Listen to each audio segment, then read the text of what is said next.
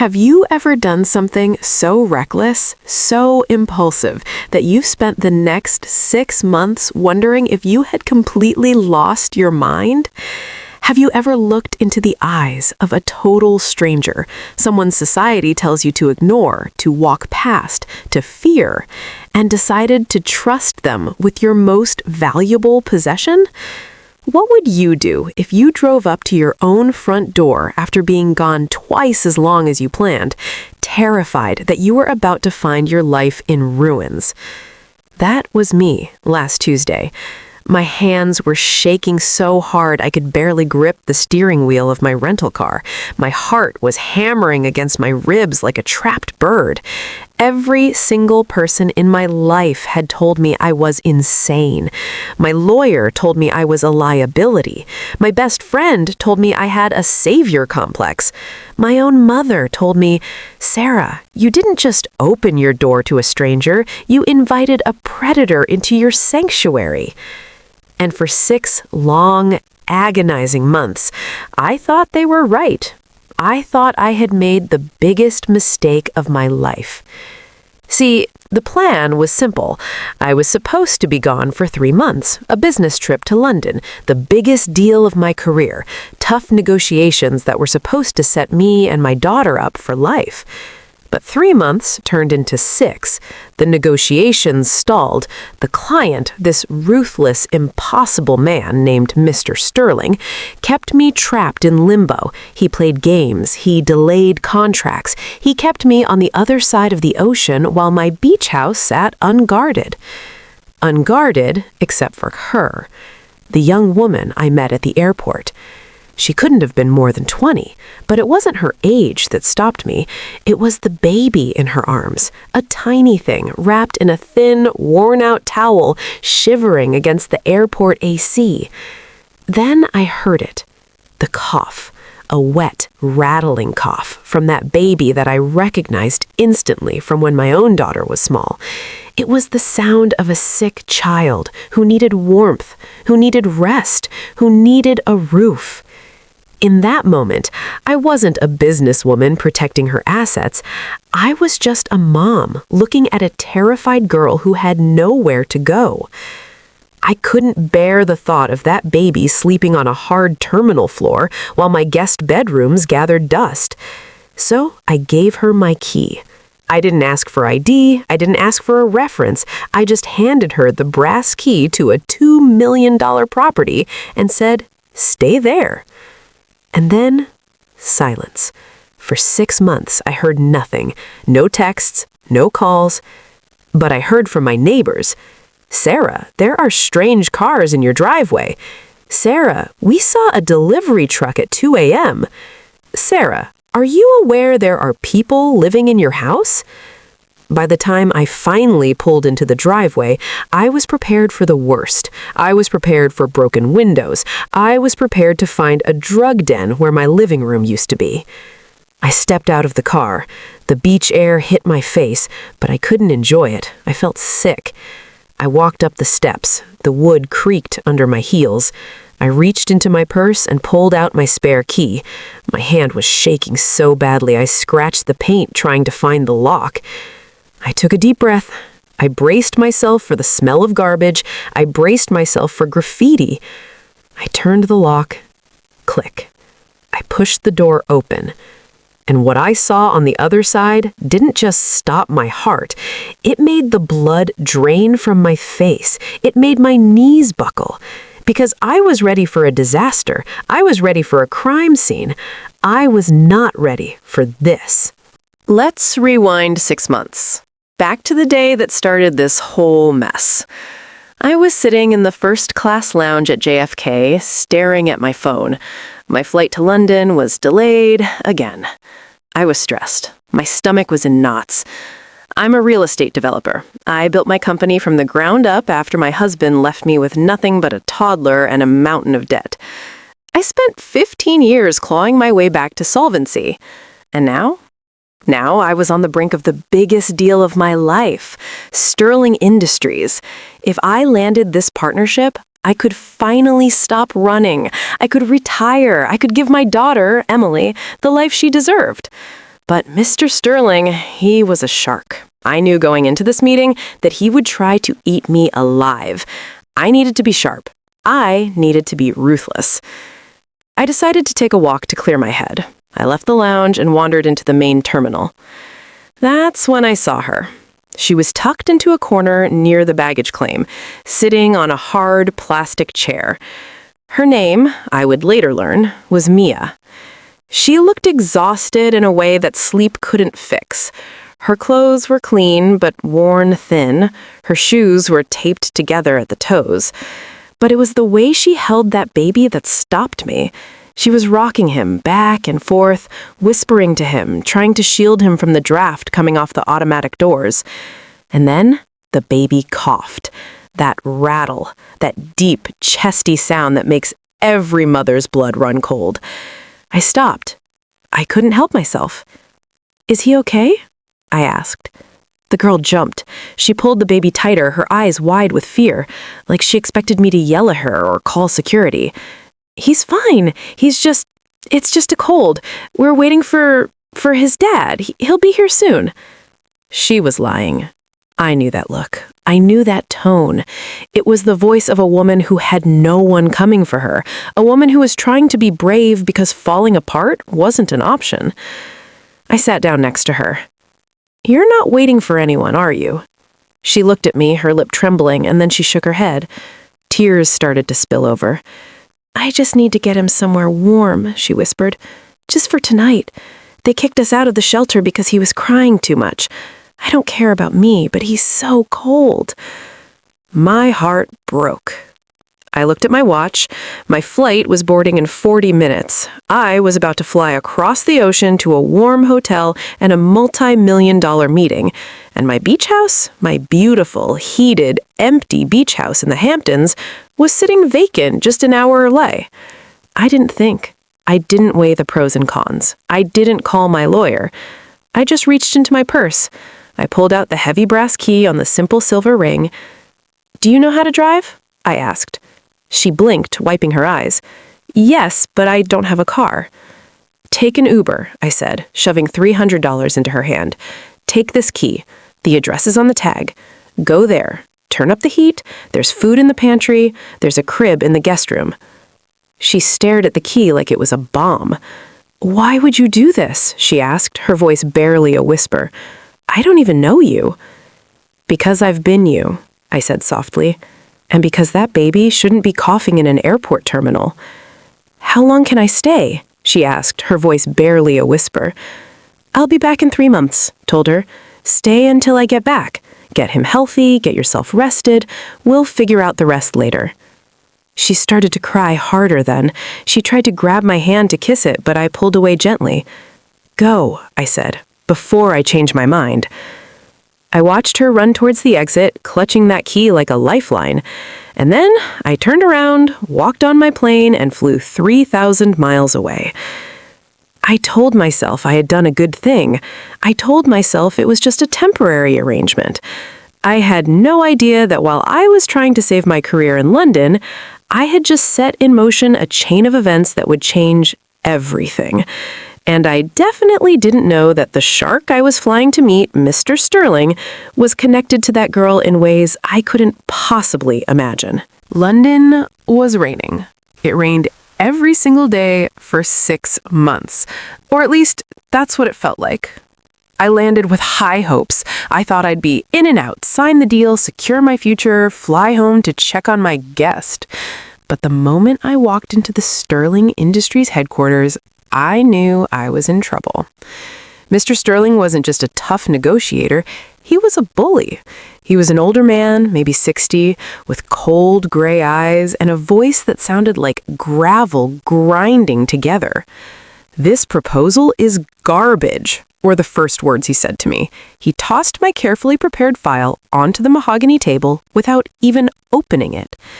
"Mr. Sterling," I started, keeping my voice calm, "if you look at the projections—" "I don't care about projections. I care about leverage," he shouted.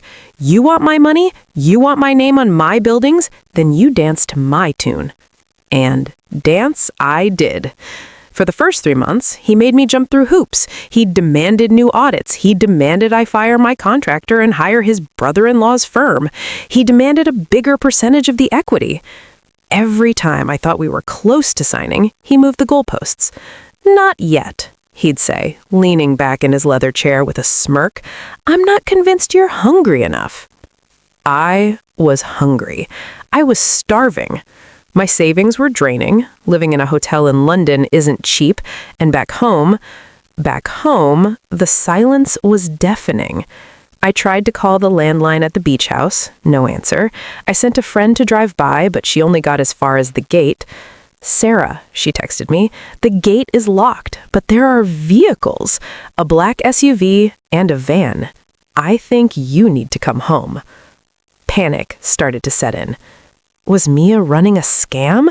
Was she stripping the house? Was she letting a gang use it as a hideout? I wanted to fly back. I desperately wanted to fly back. But Sterling had me cornered. "If you leave London," he told me one afternoon, "the deal is dead. You walk out that door, don't bother coming back." I was trapped. If I left, I lost the deal and my financial future. If I stayed, I risked losing my home to a stranger I had foolishly trusted. So I stayed. Month 4 passed. Month 5. My anxiety was eating me alive. I wasn't sleeping. I was drinking too much coffee. I was snapping at my daughter on FaceTime. And then the breaking point. It was late on a Tuesday. We were in yet another boardroom meeting. Sterling was picking apart Clause 42 of the contract for the 10th time. "You know what, Sarah?" he said, looking at me with pure disdain. "I don't think you have what it takes. You're too soft. You let people walk all over you." That stung, because deep down, I was terrified he was right. I had let him walk all over me for 6 months, and I had let a homeless stranger walk right into my house. "Maybe we should just call it off," he said, standing up. "Go home to your little beach house, if it's even still standing." He laughed, a cruel, dismissive laugh. That was it. Something inside me snapped. "You're right," I said. I stood up. My legs were shaking, but my voice was steady. "I am going home." "You walk out now, you get nothing," Sterling warned. "Zero. I'd rather have nothing than spend one more minute in this room with you," I said. I grabbed my bag. I walked out. I went straight to Heathrow. I bought the first ticket home. I sat on that plane for 7 hours, staring out the window, feeling like a complete failure. I had lost the deal. I had wasted 6 months, and now I was flying home to confront whatever disaster awaited me at my house.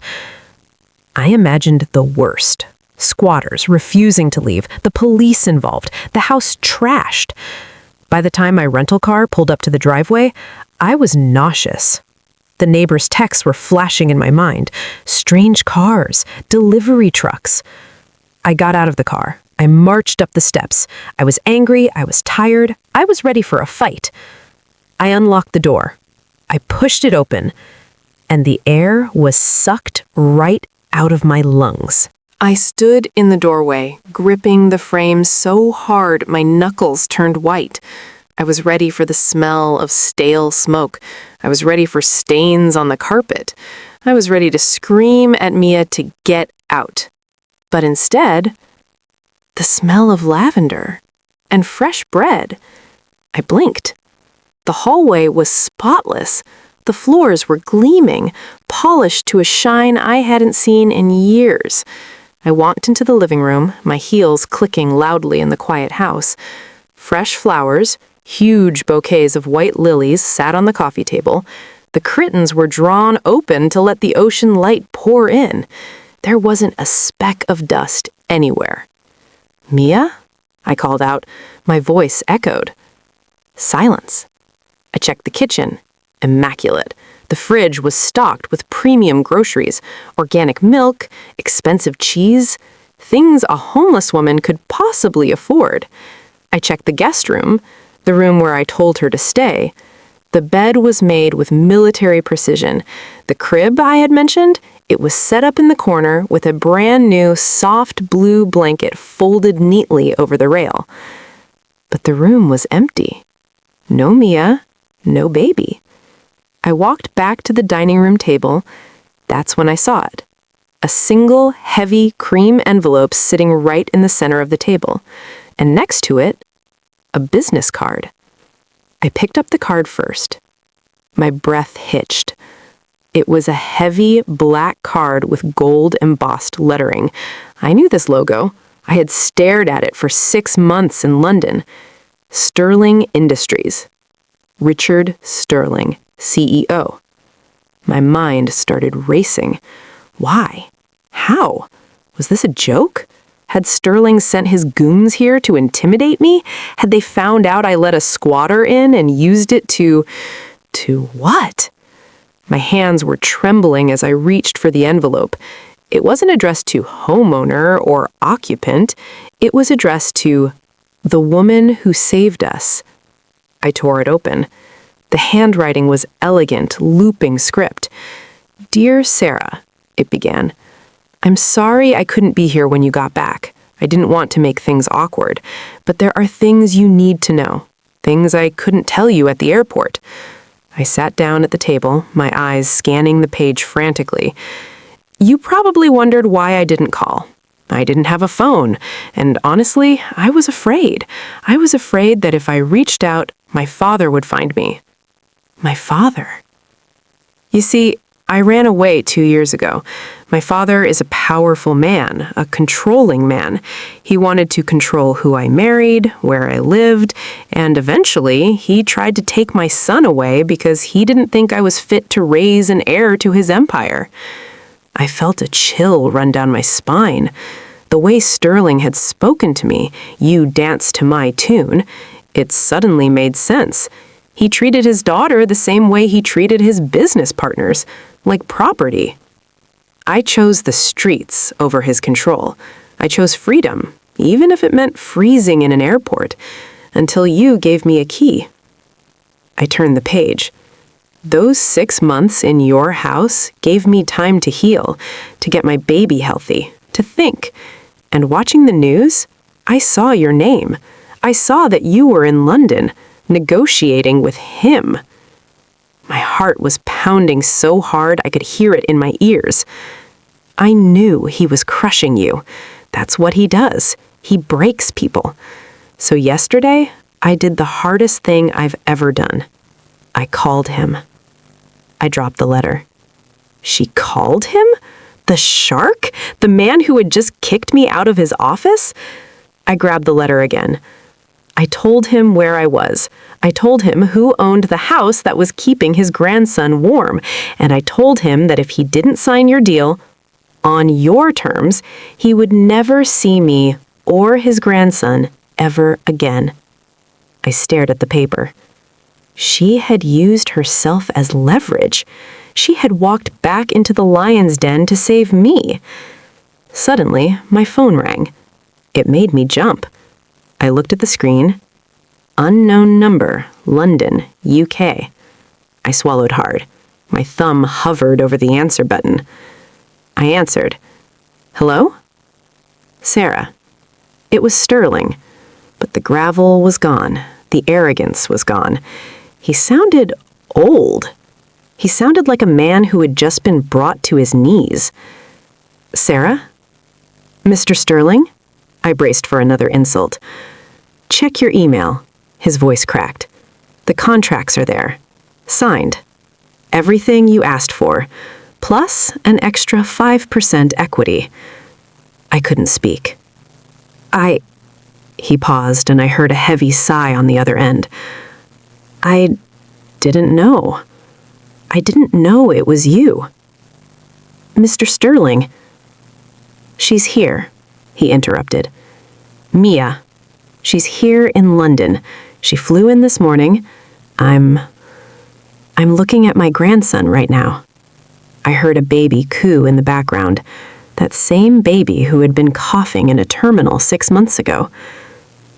"Thank you," the shark whispered, and then he hung up.